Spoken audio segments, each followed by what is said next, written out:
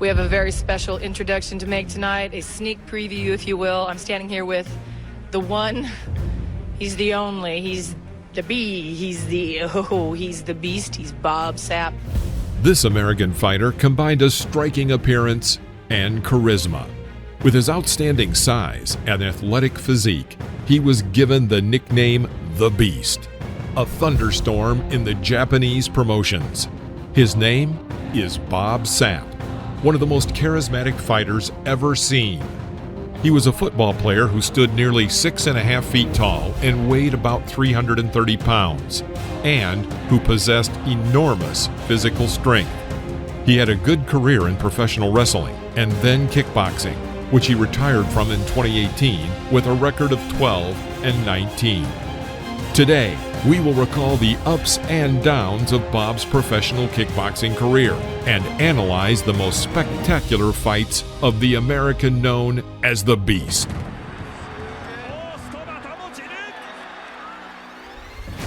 In his school and college years, Bob played American football, but after graduation, he did not stay in this sport for very long.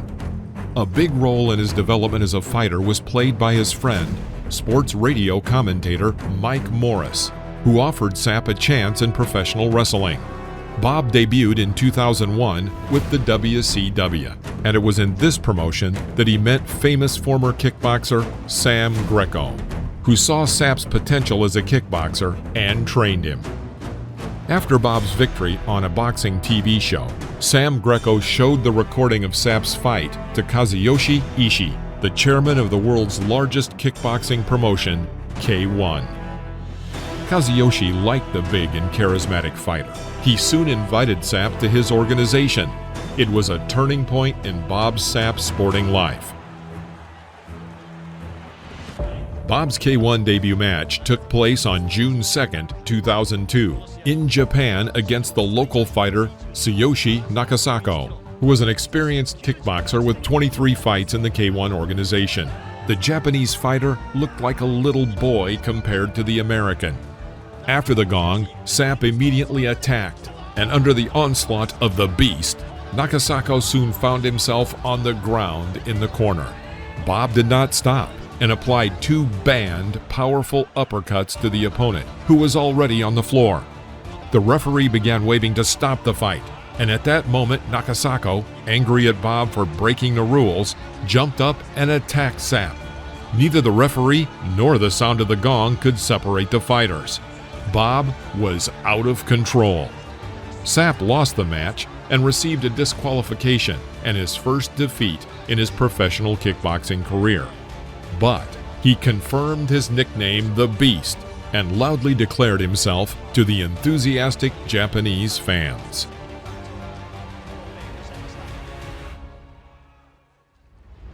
In September of the same year, Bob Sapp entered the ring at the K1 Andy Spirits Japan Grand Prix 2002 final against French kickboxer Cyril Abidi, nicknamed the Bad Boy of Marseille.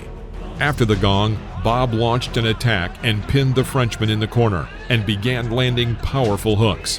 Abidi missed a few incoming powerful blows and could do nothing more than turn his back and cover himself to prevent damage. The fight continued and the Frenchman got a good low kick but was knocked down with a powerful uppercut from Bob. It was seen how much stronger the blows from Sapp were as he continued to hit with hooks. As Abidi bent down to defend himself, the American slammed 2 hammer fists onto the back of his head. He chopped Cyril to the ground with these blows and added another one to the fallen opponent. The coach of the French fighter stopped the fight at the beginning of the 2nd minute. The Beast wins his first victory in K1. The Beast has been eating a whole lot of beef tongue, and the only last beef tongue he wants, he's saving for last. And that's a very big, very rare Ernesto Hoost. Just 2 weeks later, Bob Sapp fought again at the opening of the K1 World Grand Prix 2002. His rival was the well-known and decorated Dutch kickboxer Ernesto Hoost, nicknamed Mr. Perfect. The Dutch fighter was a 3-time winner of the K1 Grand Prix, as well as the world champion in kickboxing and Thai boxing. He was a big star in the K1 promotion and had lost only one of his last 23 matches to Jerome Laban. After the gong, Bob rushed to attack his enemy with a hail of punches. After several counterattacks by the Dutchman, Sapp slowed down slightly. He felt Ernesto's hard low kicks and began to miss more when they exchanged punches. But Hoost also missed some powerful hits from the American. Sapp compensated for the shortcomings of his technique with greater physical strength. Ernesto alternated delivering overhand right crosses with a lot of low kicks, and Bob began to limp on one leg. But then the Beast pinned Hoost in the corner and first hit him with a powerful right hook, and then with an uppercut followed by more hooks. The Dutchman was knocked down, and the referee started counting. Ernesto had a severe cut over his left eye, but was able to continue. As the fight went on, Sapp again pounced on his opponent with a series of hooks. Ernesto managed to deliver a few low kicks, but soon found himself back on the ground. After another countdown, the fight continued, and again the American pinned Hoost in the corner and started delivering repeated strong blows. Ernesto took massive damage and was only saved by the gong. For the second round, Mr. Perfect was not allowed to continue by order of the doctor due to a severe cut he had received. As a result, Bob Sapp scored a technical knockout victory over the promotion's star, which raised his standing. After 2 months, Bob Sapp and Ernesto Hoost met again in the quarterfinals of the K1 World Grand Prix 2002. After the gong, the American again charged his opponent, and Ernesto struck a dozen low kicks in retaliation. In their previous fight, his low kicks had worked well, and this was part of the Dutch fighter's game plan. In the exchange of punches, Hoost was also more accurate. Ernesto blocked Sapp's blows, but they were strong blows, and the Dutchman felt them anyway. Bob missed several incoming hard blows to the head, and after a series of uppercuts to the liver, he fell into a knockdown. Through the end of the round, Mr. Perfect continued to throw various headshots, liver kicks, and low kicks, and was way ahead in the strike count. Sapp was visibly tired and breathing heavily. At the beginning of the second round, Bob began to press again, but Ernesto skillfully counterattacked. Then there was a similar moment as in their first fight, when the Beast pinned his opponent near the ropes and struck a powerful right hook. The sound of the impact was loud. Hoost slowed down a bit, and a combination from Sapp of 2 hooks sent him to the floor of the ring. The Dutchman was shocked, but he got up and continued the fight.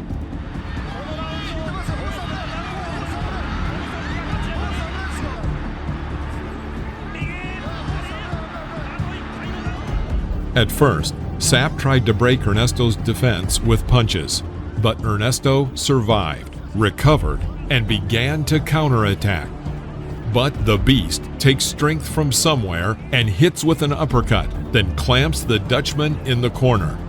In a repeat of the first fight, he unleashes a hail of heavy blows on Ernesto, and after several powerful hits, where Hoost's head dangled back and forth, the referee intervened and stopped this beating 7 seconds before the gong. Ernesto Hoost was very unhappy with this stop, and he immediately left the ring. The victory in this match was given to Bob, but he was unable to continue the tournament due to a broken arm and 4 broken ribs, which allowed Hoost to reach the next stage of the tournament and go on to become the champion of that K1 World Grand Prix in 2002. In March 2003, Bob Sapp fought Croatian kickboxer Mirko Filipovic, nicknamed Cro Cop. Cro Cop alternated victories with defeats and had lost 3 times to Ernesto Hoost. But then, he went on a series of 3 victories in a row and was famous for his deadly head kicks. Bob Sapp was sure that the Croatian would move quickly in the ring, and that is what happened. After the gong, Bob, in his usual manner, charged his opponent. Mirko met him with a left cross and then a hard middle kick. He follows the kicks with a couple of short but accurate hooks to the jaw upon an exit from a clinch. Cro Cop almost immediately delivers a left middle kick, followed by a left cross that strikes Bob's eye. Sapp grabs his eye, grimaces in pain, and falls to the ground. It was the second defeat for Bob Sapp. After this fight, Cro Cop did not fight as a professional kickboxer for 9 years, instead focusing on developing his career in MMA. After returning to K1 in March of 2013, Mirko, at the age of 38, became the winner of the K1 World Grand Prix, winning 3 fights in one evening. In August of the same year, Bob Sapp again entered the K1 promotion ring against an American fighter with German roots, Chemo Leopoldo. Chemo had a good career in MMA with a record of 9-3-1. And in professional kickboxing, Chemo had only one fight back in 1995, which he lost. Chemo started the round with a pair of front kicks. The Beast pressed the whole round, and Leopoldo tried to counterattack on the waist.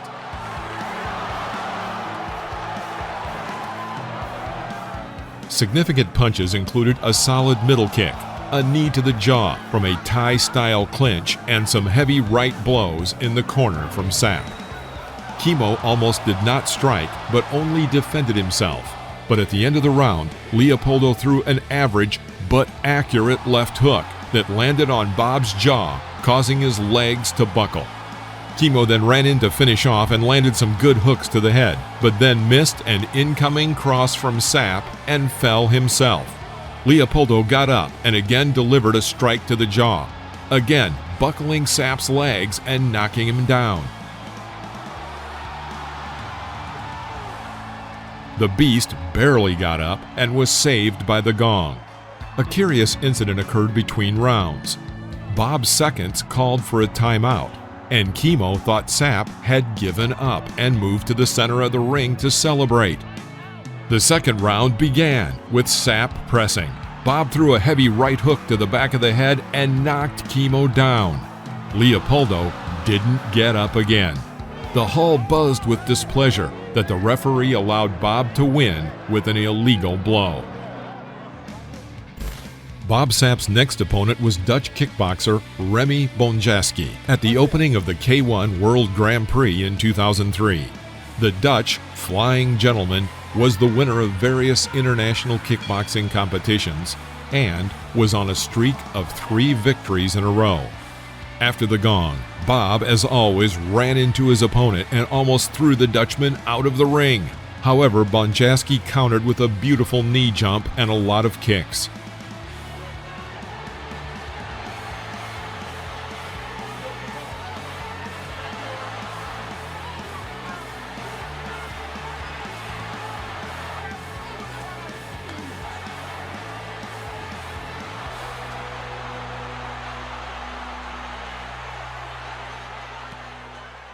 In the second round, Bob did a good job in the corner of the ring where he landed a couple of effective blows, but then he was knocked down.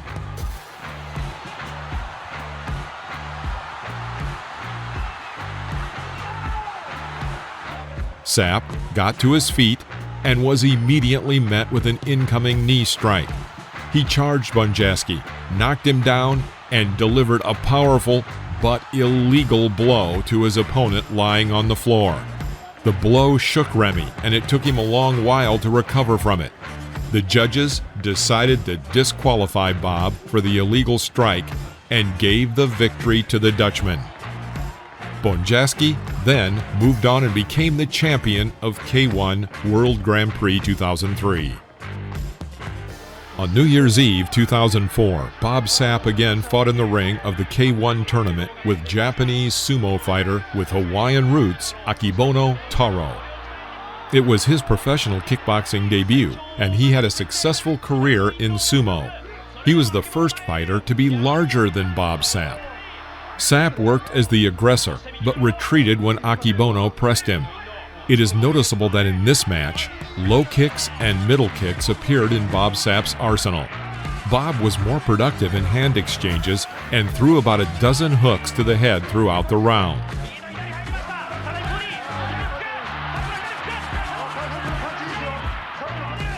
With another right hook, he knocked down the Japanese fighter. But he got up. Then, another 2 hooks went into Akebono's head, and he was back on the ground. The Japanese managed to get up, but it was a mistake, because Sapp immediately sent him into a knockout with a right hook, with only 2 seconds left in the round. Akebono did not have a successful professional career as a kickboxer, and out of 9 fights, he won only once. In March 2004, the Beast re-entered the ring under the banner of the K1 promotion. His opponent was American fighter Seth Petrozelli. This was Petrozelli's debut as a kickboxer. But in MMA, he was on a series of 6 victories in a row. Petrozelli started the round very cheerfully. First, a tight front kick, then feints with raised arms, a hard low kick, and finally, he dropped Sapp to the ground with a left hook. Bob got up again and took over with front and low kicks. The Beast began to put pressure, and Seth counterattacked well, but unfortunately injured his elbow on a failed strike. Petrozelli wanted to continue the fight, but the judges gave the victory by technical knockout to Sapp. Seth Petrozelli competed twice more under the rules of kickboxing and lost both times. The next rival of the American Beast was Tommy Glanville in April of 2004.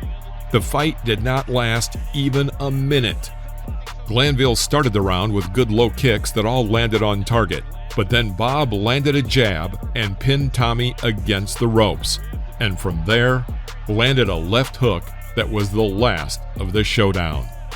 Glanville barely got up and then stormed around the ring for a while. At 33 seconds, the Beast scored another victory by knockout. 2 months later, Bob got into a fight with New Zealand kickboxer Ray Sefo, nicknamed Sugarfoot. He came to the K1 with 5 world championship titles and had participated in several dozen fights. After the gong, Sapp charged his opponent, and Sefo skillfully met him with hooks and an uppercut. Then the American knocked the opponent to the ground and inflicted several illegal blows on the downed fighter. Ray gets up and continues the fight.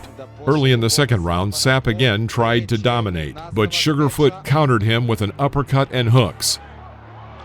Kako je sašio levi kroše Ray Sefo.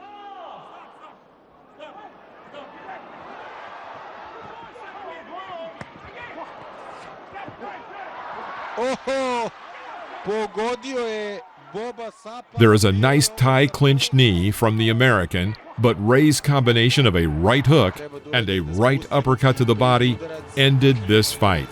Bob falls and the referee stops the fight. It was Sapp's 4th professional kickboxing defeat. After the fight with Ray Sefo, Bob didn't fight for a whole year. He treated injuries and improved his mental health. This pause was good for him, because on June 14, 2005, at the K1 World Grand Prix in Hiroshima, he won 3 victories over local fighters in one evening, and became the champion of the tournament. In September of the same year, he entered the ring against South Korean giant Choi Hong-man. The duel went the entire distance. After the opening bell, Bob began to press and stumbled into a hard left uppercut. This was followed by a good low kick from Sapp, which knocked down the Korean, but then was answered by a powerful attack from Hong-man in the corner of the ring. Sapp was leading the rest of the round, but Choi kept him at bay with jabs.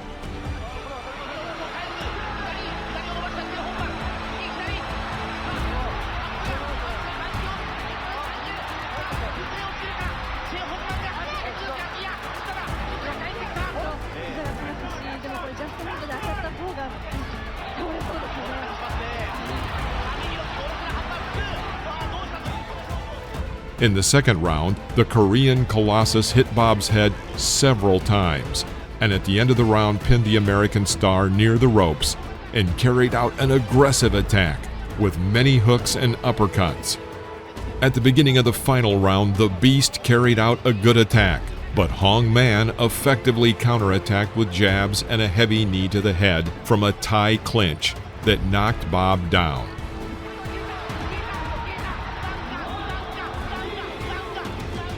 Later, Bob returned with a tight knee strike to the head of the Korean, and the fighters arranged a shootout with punches near the ropes, where Choi was more effective. Both fighters were very tired and were breathing heavily. Until the end of the round, they stood and did almost nothing. And, by a split decision, the judges gave the victory to the Korean Colossus, who remained an undefeated fighter. On the last day of 2005, Bob Sapp faced Japanese fighter Akio Mori, better known as Musashi.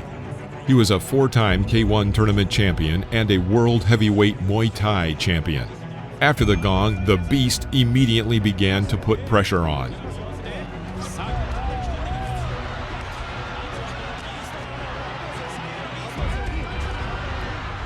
Until the end of the round, Musashi struggled to lead the fight, inflicting combinations of crosses to Bob's head, but there were only a few significant blows. The first round went to Sapp. The second round, there was a good left cross and a middle kick from the Japanese fighter. Points were deducted from Bob for 2 forbidden heavy blows to the back of the head, after which the Japanese fighter could not recover for a long time. In the third round, Musashi began to take the lead, striking more. Until the end of the round, Musashi continued to bombard the American with different kicks and took this round.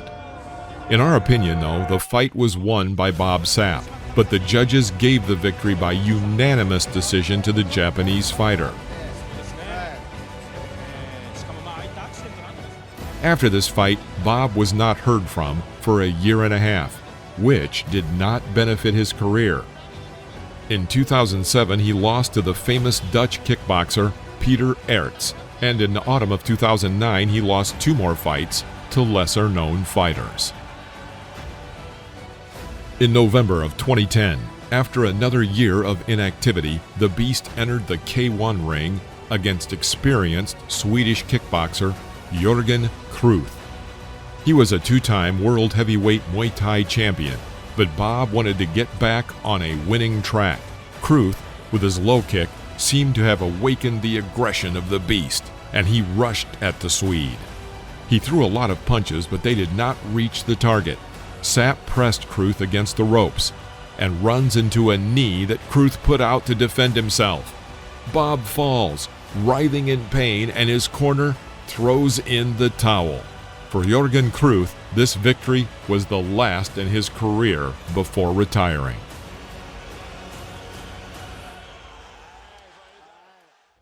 The following May, in Budapest, Bob Sapp took on Hungarian super veteran Kunkli Tivadar. The Hungarian fighter had amazing statistics, 389 wins and 1 loss in kickboxing and Muay Thai fights. He started fighting back in the 80s and was a local star. Given his string of losses, Bob wanted to improve his reputation in this fight. Moreover, his opponent was probably the smallest fighter in Bob's entire professional career. The duel immediately began with active actions of both fighters. Bob Sapp rushed forward, intending to end the fight as soon as possible. But Tivadar skillfully went into the clinch. Sapp fell to the canvas, from which he could no longer rise.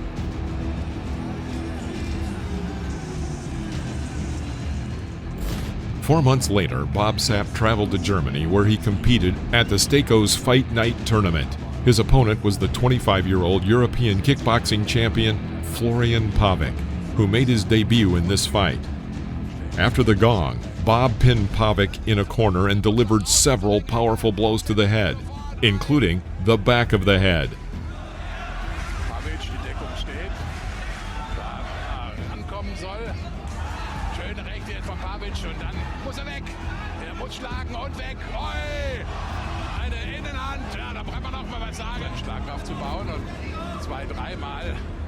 Ist Florian Pavic stark. Ganz arg im Ringes kommen jetzt wieder und er wird aus dem Ring geschmissen.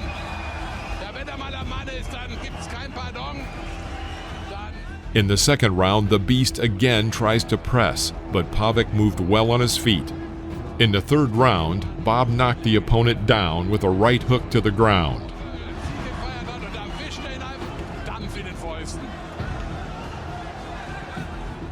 Then pinned him in the corner of the ring and landed about 5 heavy blows to the back of his head. The referee barely separated the fighters.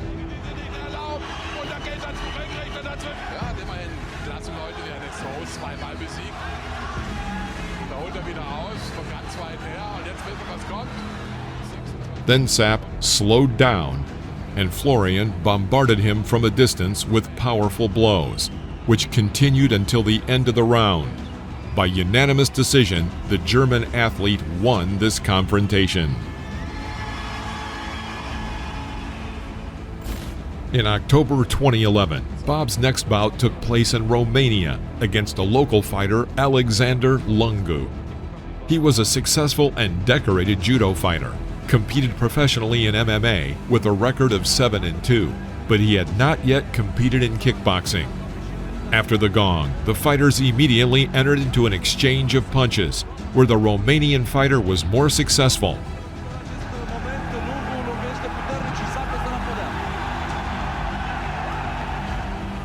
Lungu continued to attack the American with sweeping hooks and a powerful hit from the left.